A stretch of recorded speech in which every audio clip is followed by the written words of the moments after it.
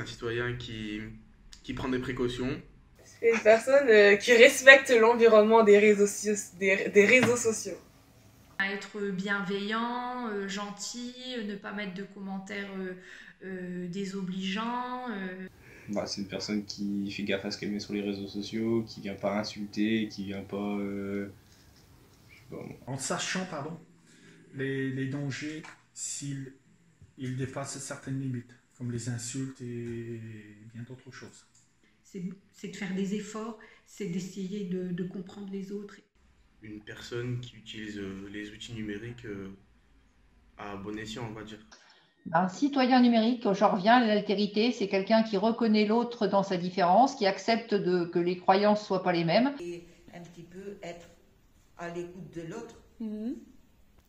Comme eux, ils peuvent être à notre écoute, vice-versa. Quand on parle dans une radio, on est obligé de respecter ce qui s'appelle l'alternat, c'est-à-dire le fait que chacun parle l'un après l'autre.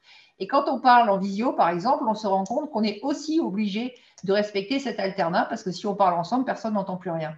Et autant dans une pièce et en présentiel, finalement, les gens peuvent parler en même temps, autant quand ils sont en numérique, ils sont quelque part obligés de s'écouter et ça, c'est une bonne chose.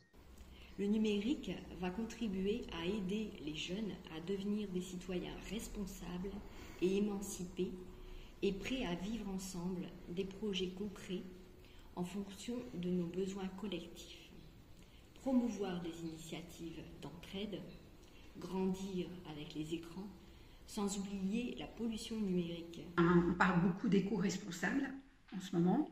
Et donc, il faut qu'on protège notre planète. Ça peut être sur tout ce qui est utilisation de la boîte mail, pas exagérer, supprimer régulièrement ses mails. Qui ne partage pas ses informations personnelles. Une personne qui est engagée dans sa société, dans sa ville, dans son quartier, notamment, et aussi surtout lutter contre toute forme de haine et d'intolérance. Sans manque de respect, etc.